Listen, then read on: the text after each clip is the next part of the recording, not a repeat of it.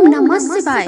हर हर महादेव। आज साल 2025 में 4 सितंबर गुरुवार को भाद्रपद के महीने के शुक्ल पक्ष की त्रयोदशी तिथि है और इस त्रयोदशी को वामन जयंती के रूप में मनाया जाता है। कहते हैं कि वामन जयंती को व्रत रखकर भगवान श्री हरि विष्णु के वामन स्वरूप की पूजा करने से व्यक्ति के सारे पाप बुरे कर्मों से छुटकारा पाया जा सकता है और उसके अंदर अहंकार की भावना है तो वह भी समाप्त हो जाती है। वामन त्रयोदशी के दिन व्रत रखकर पूरे विधि विधान से वामन देव की पूजा अर्चना करनी चाहिए। आप सभी श्रोताओं को वामन जयंती की हार्दिक शुभकामनाएं। अब सभी सुनते हैं हम सभी मिलकर वामन त्रयोदशी पर सुनी जाने वाली पूर्ण कथा। तो सारे विष्णु भक्त इस कथा को श्रद्धा भाव से पूरा सुने।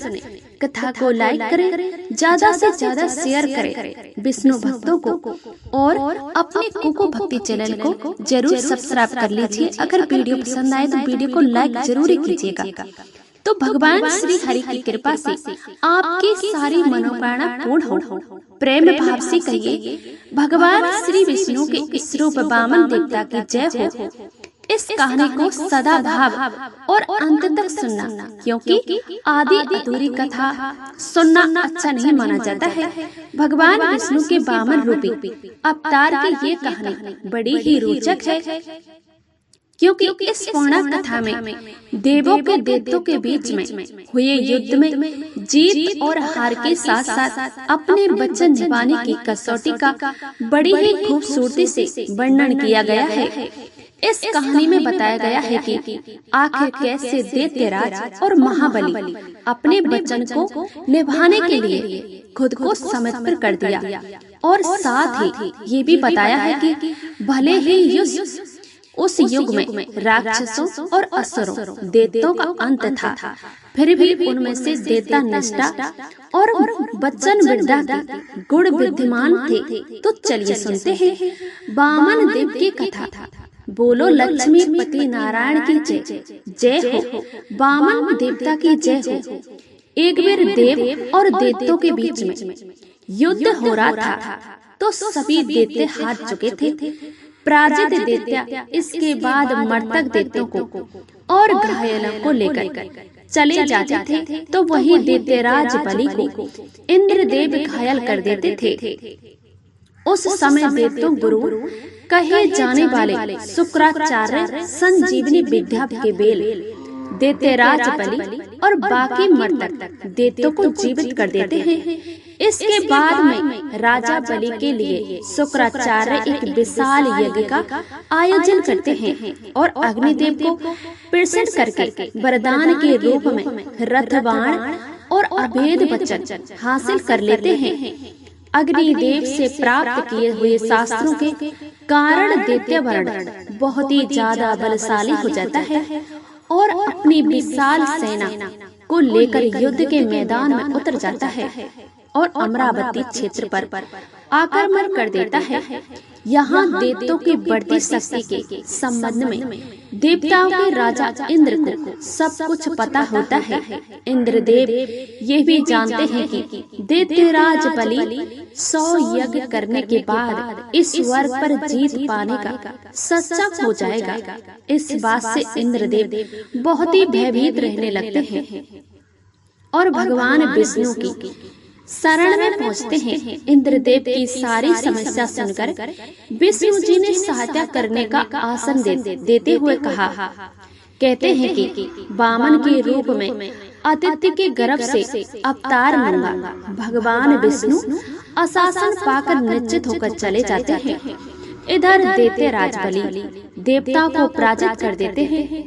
देखकर महर्षि कश्यप के कहने पर माता अदिति पुत्र प्राप्ति की कामना करते हुए उपासना शुरू कर देती है। इसी उपासना के बाद भगवान विष्णु ने भाद्रपद मास की शुक्ल पक्ष की त्रयोदशी तिथि के दिन माता अदिति के गर्भ से वामन रूपी अवतार में विष्णु ने अपने इस अवतार में ब्रह्मचारिणी रूप में धारण करते हुए महर्षि कश्यप उनका ऋषियों के साथ उपयन संस्कार करते हैं।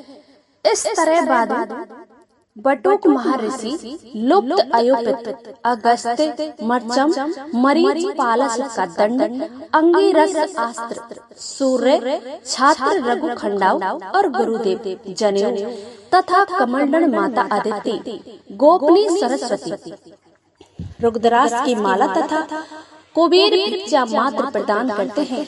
सभी से कुछ न कुछ लेकर पिता से आज्ञा देते हुए और फिर दैत्यराज बलि के पास जाते हैं। उसी समय वामन राजा बलि के पास पहुंचते हैं। उस समय राजा बलि नर्मदा नदी के तट पर अपना अंतिम सोमवा यंत्र संपन्न कर रहे होते हैं। वामन अवतार लिए हुए विष्णु राजा बलि भिक्षा मांगते हुए भिक्षा में 3 पग भूमि तो देतो राजा बलि गुरु शुक्राचार्य के मना करने के बाद भगवान विष्णु को 3 पग भूमि दान कर देने का वचन देते हैं और अभिमान पूर्वक हंसते हुए कहते हैं कि अपना बौना सा कद है और आपके छोटे छोटे 3 कदम होंगे, चाहे तो ज्यादा भूमि ले सकते हो, क्योंकि मैं तो 3 लोगों को स्वामी हूँ। अब भी सोच लो, अगर आपको ज्यादा भूमि चाहिए तो मैं ज्यादा दे सकता हूँ। तो वामन देव इसके लिए मना कर देते हैं और कहते हैं, मुझे सिर्फ 3 कदम भूमि चाहिए, खुश होकर मुझे वही दान दे दो। मेरे लिए सब कुछ। बलि के गुरु शुक्राचार्य समझ जाते हैं कि कोई साधारण ब्राह्मण नहीं है। ये तो राजा बलि को समझाते हैं कि तुम ऐसी गलती मत करो, ये कोई साधारण ब्राह्मण नहीं है। लेकिन शुक्राचार्य मना करने के बावजूद भी बलि वामन देव 3 पग भूमि दान में देने का वचन दे देते हैं और वामन देव अपना आकार बढ़ाने लगते हैं। इतना विशाल आकार देखकर सारे आचार्य चित्त हो जाते हैं। इस तरह वामन अवतार विष्णु भगवान एक पैर ईश्वर लोक और दूसरे पैर संपूर्ण पृथ्वी नाप लेते हैं। अब उनके पास तीसरा पैर रखने के लिए कोई जगह ही नहीं बचती। तो राजा बलि चिंतित हो उठता है कि तीसरा कदम रखने के लिए अब मैं स्थान कहां से लाऊं? अगर मैंने अपना वचन पूरा नहीं किया तो ये तो अधर्म हो जाएगा। सोचते सोचते राजा बलि तीसरा स्थान मिल जाता है और वह अपना शीश विष्णु जी के आगे झुका देते हैं और कहते हैं, प्रभु, संपत्ति से बड़ा संपत्ति का मालिक होता है। अंत आप तीसरा कदम मेरे सर पर रख दीजिए। और वामन देव बलि बात को मानकर वैसा ही करते हैं और दैत्यराज बलि को पाताल लोक में रहने का आदेश देते हैं। बलि वचन बद्दा देकर भगवान विष्णु अत्यंत प्रसन्न होते हैं और उससे कहते हैं कि कहो तुम्हारी क्या इच्छा है। मैं तुम्हारी श्रद्धा भक्ति देखकर बड़ा ही प्रसन्न हुआ। बलि वरदान में रात और दिन विष्णु जी को अपने सामने रहने के लिए कहते हैं। तो भगवान विष्णु अपने वचन का पालन करते हुए पाताल लोक में देवताओं के राजा बलि का द्वारपाल बनाकर उसके सामने रहना ईश्वर कर लेते हैं। और भगवान विष्णु के पाताल चले जाने के बाद सभी देवतागण अपने माता लक्ष्मी चिंतित हो जाते हैं। अपने पति भगवान विष्णु को वापस लाने के लिए माता लक्ष्मी गरीब औरत का रूप धरकर राजा बलि के पास पहुंचती है और उन्हें अपना भाई मानकर राखी बांध देती है। तो राजा बलि मुंह बोली बहन से वचन मांगने को कहती है। तो गरीब औरत के रूप में माता लक्ष्मी विष्णु को वापस ला जाने के लिए वचन मांग लेती है। ये सुनकर राजा बलि बड़े ही उदास हो जाते हैं और परंतु वे तो अपने वचनों के पक्के थे। विष्णु जी को जाने की आज्ञा दे देते हैं, पाताल से विदा लेते हैं। उस समय भगवान विष्णु राजा बलि से कहते हैं कि आज मैं हर साल 4 महीने तुम्हारे यहाँ पर आकर निवास करूंगा, जिसके अनुसार वह आषाढ़ शुक्ल पक्ष की एकादशी से कार्तिक शुक्ल पक्ष की एकादशी तक पाताल लोक में रहते हैं। इस अवधि में काल को योग निद्रा के नाम से जाना जाता है और इन 4 महीनों के बीच में एक बार करवट लेते हैं। भादों के महीने में शुक्ल पक्ष की एकादशी तिथि होती है, इसलिए उस एकादशी को परिवर्तनी एकादशी के नाम से जाना जाता है। परिवर्तनी एकादशी के दूसरे दिन वामन देव के रूप में विष्णु को ने अवतार लिया था और इस दिन को वामन जयंती के रूप में मनाया जाता है।